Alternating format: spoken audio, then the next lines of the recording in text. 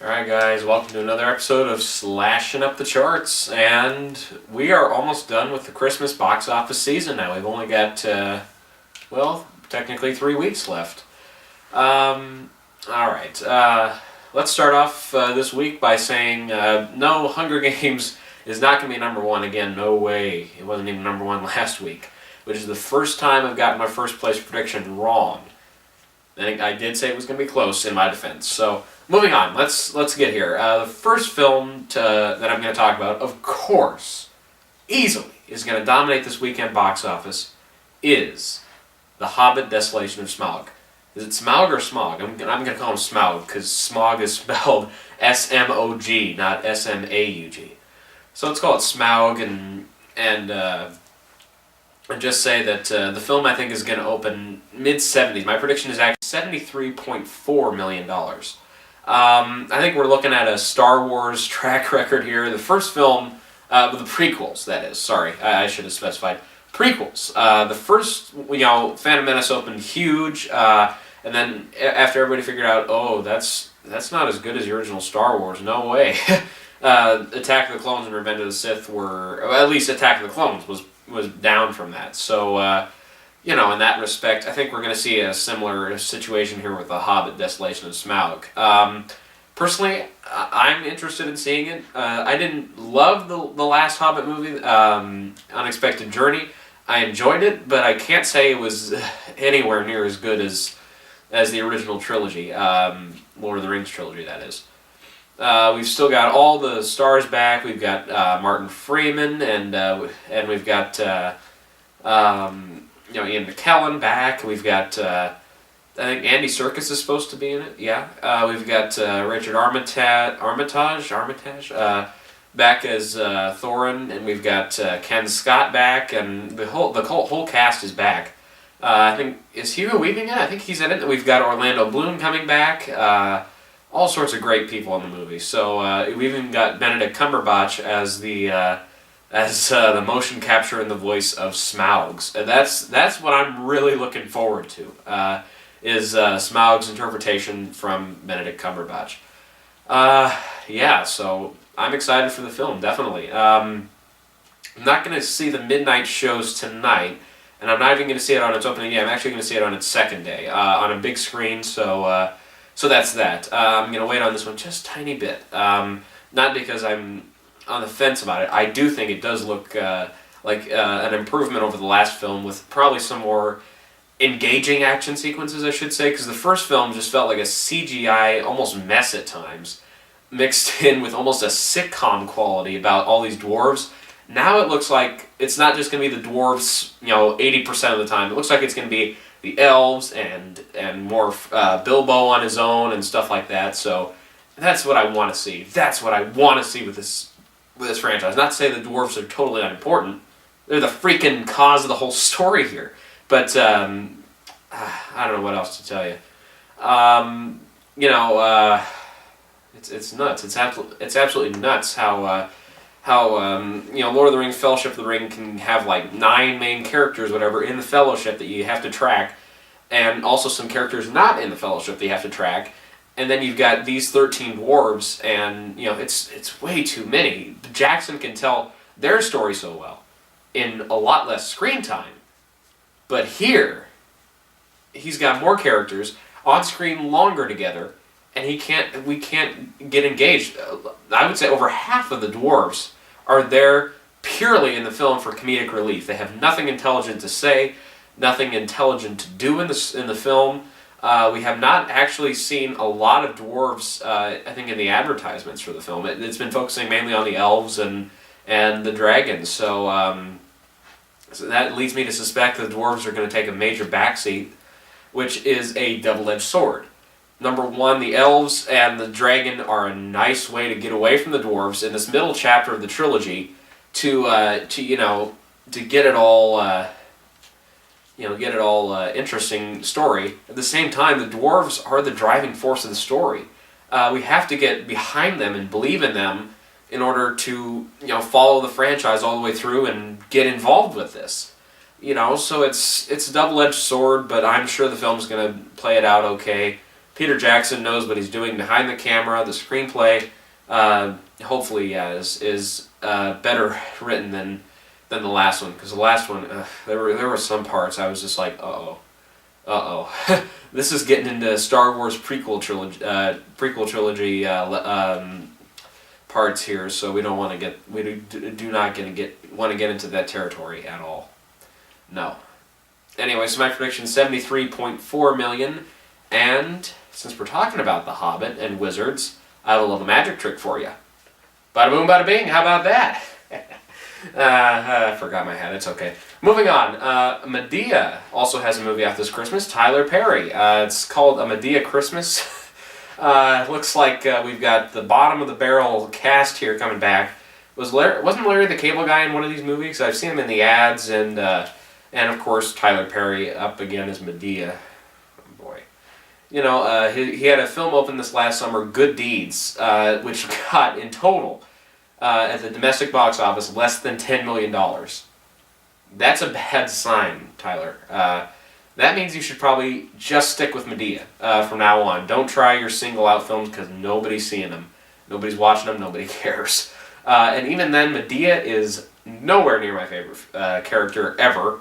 Let's just say she's one of my least favorite, and not say like offensive or anything, but just not all that funny.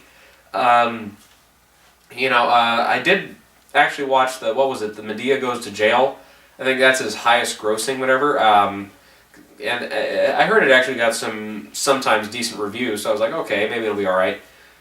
I'm not a Tyler Perry fan, and I'm not necessarily the largest audience here. This has a built-in black audience. That's the best way to put it. It's a black audience who go out to see Tyler Perry movies every single time they're out. Now, the black audience did not attend Black Nativity. They did not attend Baggage Claim very well. They both are still making more than $1 million at the box office. Don't get me wrong, but I think this is the one that they're gonna go for. Even if Good Deeds didn't do well at all, like $9 million is ridiculous. But I think Tyler Perry, it didn't ruin his career. It's certainly not going to ruin the Medea character at all. They're unrelatable. So audience, I think, is going to be strong for this one, but they won't be standout #1 box office strong. I think it'll come in second, and it won't be like a huge landslide. $50 million, something like that. Well, that's not exactly a major landslide. It's still quite a difference, but I think the holdovers Frozen and Hunger Games Catching Fire, they're starting to drop now. They're starting to get audiences are saying, well, I've seen it twice or 3 times, or maybe just once was enough for them, whichever film, or maybe both, and they're just like, well, let's move on. Let's see something new. Oh, The Hobbit's opening. Let's see that. Yeah. That's why this weekend is so notorious for the big Hobbit. Lord of the Rings would open on this weekend. Oh God, what was it? A couple years ago, what was it? Was it Mission Impossible open? No. That was closer to Christmas. It was Sherlock Holmes opened on this weekend a couple years ago. Stuff like that. So there's always the big action or more big budgeted films opening around the Christmas season. They open here on this weekend. So we've got The Hobbit for, we had it last year, we have it this year, we're going to have it next year. Audiences still go out to this weekend. As far as what I think Medea Christmas is going to get, I'm thinking 24.1 million. I think the tracking on the film was actually pretty high. The ads are actually playing pretty frequently. I haven't seen any trailers. I've only seen the ads, and even then I'm just like, whew, God, Medea is going to get old. Like, if Medea is not old and so worn out in the next 5 years, somebody owes me $50. I'm going to owe somebody $50. Really. I think Medea has, personally, if I were a fan of the franchise, what is this, is it her 7th or 8th film or something like that? Or his 8th film, I should say, when he's as Medea or Medea's part of it. I think that's enough, really, unless we're talking, like Laurel and Hardy or something like that, or Ozzie and Harriet, whatever, BS, I don't know. I would have enough at this point, but But then again, you get those Fast and Furious movies. They're still having 7 movies. Yeah, sure. So it depends, I guess. But you've got your thing. You've got your things. I'm just not going to be part of this one. All right, moving on. We've got 2 films in limited release that are going to be big next weekend, not this weekend. The first is Saving Mr. Banks. I'm looking forward to this film. We've got Emma Thompson, just nominated for a Golden Globe, and Tom Hanks just snubbed for a Golden Globe. Ooh, yeah, that's not good for him. I think this time last month, some people were saying Tom Hanks could win the Academy Award Supporting Actor. Now he's almost out of the race completely. After being snubbed by SAG and Golden Globes, now his hopes are starting to sink. If he doesn't get... he's got one last shot, I think. If he gets a nomination for a Critics' Choice Award, and Bradley Cooper or Barkhad Abdi or Daniel Bruhl, if all 3 of them are missing from the list, Hanks is back up. I think he's going to get back into the top 5 and get nominated, but just barely. All 3 of them have to be missing. That's a pretty high standard. Abdi and Bruhl are now back from the dead, practically, from the Oscar race. Not to say Abdi was completely dead. His chances were dead because he's still getting the critics, the city's different nominations as well. But yeah, between Jared Leto and Michael Fassbender, there's nobody in this category. So anyways, that's enough Oscar talk. I've got a whole video about that, which I'm uploading right now, actually. I've been talking this up for a couple weeks, but nobody's been watching my videos, so... yeah, let's keep going here. Saving Mr. Banks is basically, yes, the story of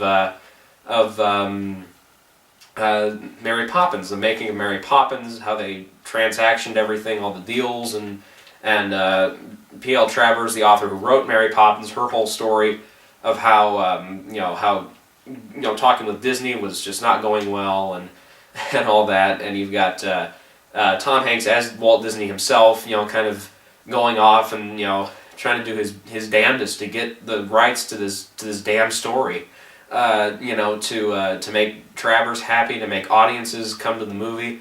He hires, of course, when Dick Van Dyke and Julie Andrews were cast, I'm sure that was a horror for poor Travers. I would probably put, in this case, oh boy, who would you, Travers, I have not seen the movie, but I'm thinking Travers was probably thinking more, oh god, pop quiz, the Barbra Streisand type would probably fit her better. Nobody knew who Barbra Streisand was by 63 or 62, whatever year this takes place. But I think she would rather go with a Julie Christie type to play Mary Poppins, or maybe even younger than that. I don't know. Maybe Glenda Jackson. That wouldn't be a bad choice. Can you imagine a younger Glenda Jackson as Mary Poppins? That just turns your world upside down.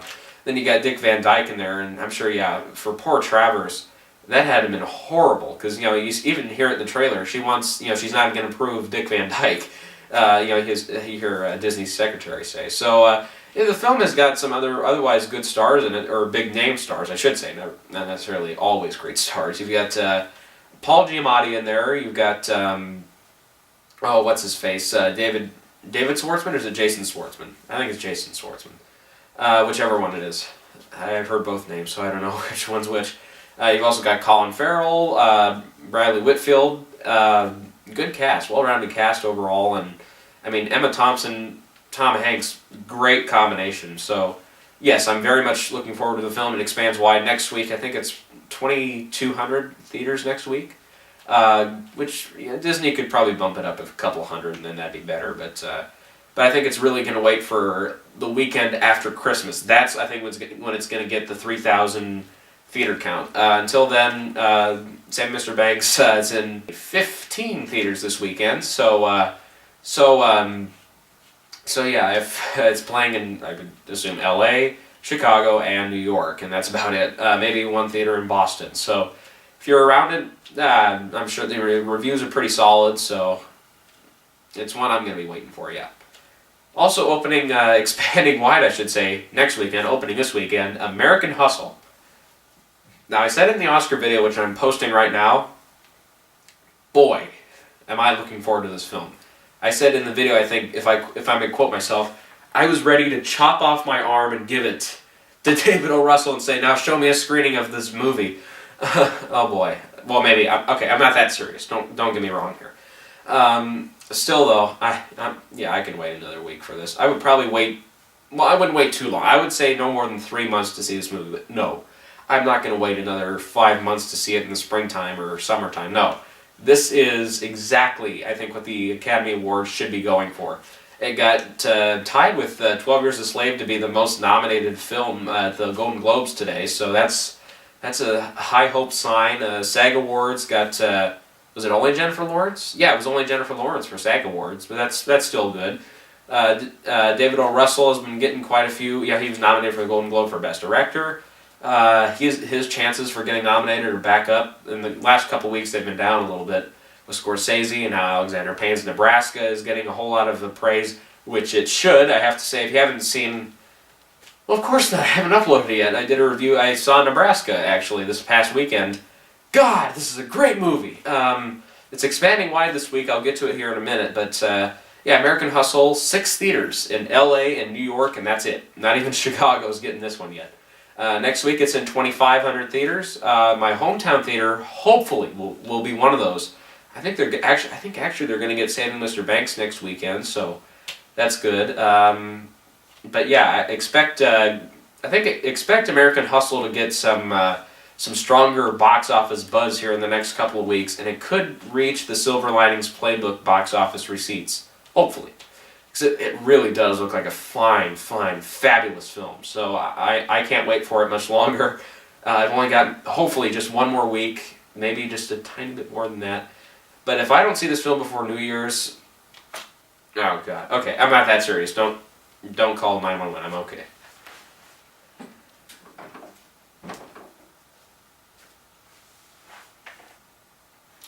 Okay, only one notable film to mention in the expanding this week, and that is Nebraska. I have seen the film. I can't tell you how much. Well, I'll get the review on my computer at least here in the next few minutes after I'm done with this video, and I'll definitely get that uploaded as soon as I can. Oh boy, this was a God help me.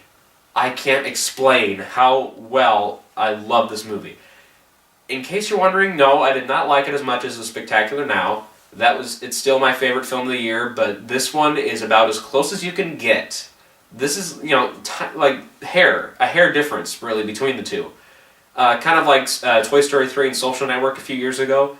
This might be my number 1 and number 2 of the year. If American Hustle, and after I see that and Wolf of Wall Street in the next couple of weeks, then we'll see how the top 10 rounds out. But that's about all I'm going to see this year, besides, well, maybe Dallas Buyers Club. 12 Years a Slave is now out of my driving distance, so I'm going to wait for that either to resurge in the next coming months before Oscar time, or I'm just going to wait for DVD on that one. But I really want to see that one, too. Oh, that looks so great. And then, I feel like I'm forgetting one. Oh, Her. I want to see Her really bad, too. Spike Jonze's Her, which just tied, actually, with Los Angeles Film Critics, if I'm not mistaken, with Gravity for Best Film of the Year. God, wow! That tells you something, for sure. Yeah, I'll do another, since the Golden Globes are out now, and I'll do one, before Critics' Choice Awards nominations come out, I'll do another video, Oscars at a Glance, because I'm just uploading one that I did almost a month ago right now, so I mentioned Nebraska in it, but I said its chances were kind of diminishing. They are strong. Like, it's playing third fiddle right now to Gravity and 12 Years a Slave. But if those two get in such a cannibalistic fight over one another, having the right to win Best Picture and so on, Nebraska could sneak behind and get a touchdown victory here. In other words, winning the Best Picture Oscar. And I would be very pleased. From what I've seen so far this year, I'd be so pleased, because I know there's no way in hell that Spectacular Now is going to be nominated for Best Picture. It should. Shailene Woodley should be nominated, the director of the film. Oh God, I can't think of his name now. James Polblatt, something like that. James something.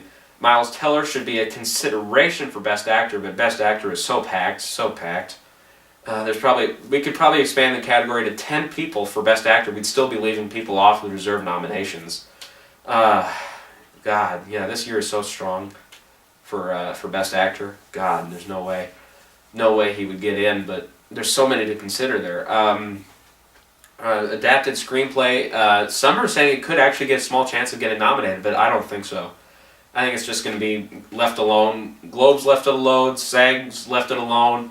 Critics' Choice, not a whole lot of hope. I'm sorry, but it's my favorite film of the year so far, and I really would have loved to see it carry on and really score, but it's not going to. But Nebraska is scoring. It's going to score big, I think, at the Oscars. I'm thinking, well, let's see here.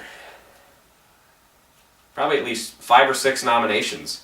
That's a good payday for Alexander Payne. Descendants only got 4, I think? And then Sideways only got 3 or 4. About Schmidt got 2. Yeah, so his career, this is a best for him. I think as far as films go, oh yeah, this is his best film to date. But The Descendants, oh, I love Descendants too. Both of those, I think, put them on a bill, just see them together. God, it's really hard to pick between the two because they're both so great and so funny. But yeah, if there's one film I'm gonna recommend this weekend, it's expanding this weekend. It's now in an even 250 theaters. Check out this movie. Please check out this movie. Oh, I'm on my knees begging you, please watch it. Okay, I'm not literally, but please watch this movie, Nebraska. Bruce Dern. Oh, he could totally win the Best Actor, and I would be pleased. I have not seen Chiwetel Ejiofor. I've heard he's great, so until I see him in that film, as I said in my review for Nebraska, I'm gonna be praying for Dern to get some Academy Awards attention and a win in the end. But we'll see how it goes. All right, we'll get to the top 10 here in just a second. Okay, for the top 10 for the weekend, number 1, kind of common sense here. Hobbit, Desolation of Smaug. Again, my prediction, $73.4 million. We'll see if it gets close to that. Second place, Medea Christmas, $24.1 million, my prediction. Actually could have a closer battle with second than some anticipate. Number 3, Frozen, probably high teens, maybe lower 20s. Yeah, I think the film's doing fantastic so far. Number 4, Catching Fire, Hunger Games 2, of course. Probably higher teens, mid-teens maybe. Yeah, probably not much hope for it getting in the 20s again. That's doing a fantastic job, just ruining the box office pretty much. Doing great. Number 5. Okay, this is where we're starting to get into the tougher stuff now, because the top 4 I think are very, very obvious. Then we get to number 5. Okay, when we get into 5th, oh boy, we looking at Thor for number 5, number 6, potentially Out of the Furnace. We're looking at some really low numbers here and out. 7th, oh boy. 7th could be Philomena. It's been 2 weeks in the top 10. We could also see Delivery Man, Best Man on Holiday, Homefront, Book Thief. Great number of films in there that could break the top 10 there and just totally ruin it for us. What's my thoughts here? I think 7th place. I'm thinking Delivery Man. 6th, or not 6th, sorry, 8th, probably Philomena. 9th, Book Thief. 10, well, it's between Homeland and, what am I missing? Between Homeland, Best Man Holiday, maybe Nebraska will break close to the top 10. Not sure. A lot of films out there, so definitely encouraging to see here. Alright, so at least number 1 we know for sure, Hobbit, Desolation of Smaug. The rest of it, it's almost a crapshoot, but I think Medea is pretty strong chance of getting second place. If it doesn't, I'm going to be a little surprised. Alright, so what can you expect from me? I'm uploading right now, actually, so Oscars at a glance, the first video. I think I cover 7 films in the first video, and then I get to, how many is it, like 20-something other films in the second video. And then the third video is just a rundown of all the categories. And then from there on out, it's pretty much just, other thoughts. But I'm going to do another one of those. Hopefully it's going to be shorter, because that one, I clocked in. All 3 videos take about an hour and a half. I have a lot to say.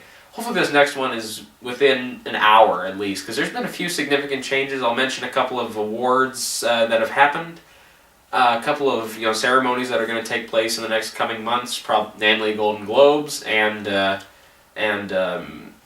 SAG Awards. I'll do it before Critics' Choice Award nominations come in, but those will be coming in too. And then I'll do one final video, probably the night before or close to, like within the week of the announcements for the Academy Awards nominations, which is coming up on the 17th? No, that's not right.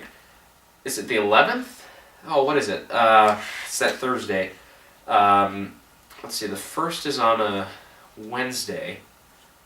8th. And the 16th. 16th. That's what we're looking at. So very, very close. Almost a month away. We are almost a month away from Academy Award nominations, and I can't believe it's been a year. Wow, this last year has gone so fast. Really has. I don't know what else to say, guys. Okay, so expect that. Eventually I'll get the other 2 videos up, but I've also got a review for Nebraska. My trailer talk video nobody's clicked on. Amazing Spider-Man 2, I covered that. I'm going to cover Godzilla, that trailer. Rush, review for Rush, hopefully I can get up in the next few weeks, because that one, I did that review like almost 2 months ago now. Boy, that's so long ago since I saw the movie. Let's see.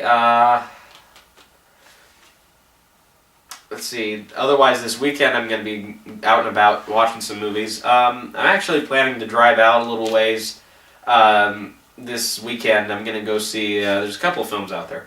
I'm going to see Hobbit, probably first of all. That's going to be, I won't see it in 3D. I'll see it on a bigger screen, a big surround sound and stuff. The best theater experience possible. And then I'll see, I was looking, I think I mentioned a few weeks ago, The Book Thief. I just mentioned it could still be in the top 10 this week. I don't know, it looks like a good film. The reviews are only fair, but really, the film looks really good, to me anyways, for my eye. It just looks like the more childish version of Schindler's List, if you will. Then again, we got that with The Boy in Striped Pajamas, and there's, oh god, so many Holocaust movies out there that are worth mentioning totally, but I think this is one that looks alright. It's based off of, I think it's really popular book? Because obviously it's popular enough to get a movie adaptation, so somebody read it somewhere. I think that's one I'll plan to see. Dallas Buyers Club. I might just see that one too. There's a few films out there that I'm going to try to watch this weekend, so hopefully you'll see a couple more reviews up. And with that, until next weekend, adieu.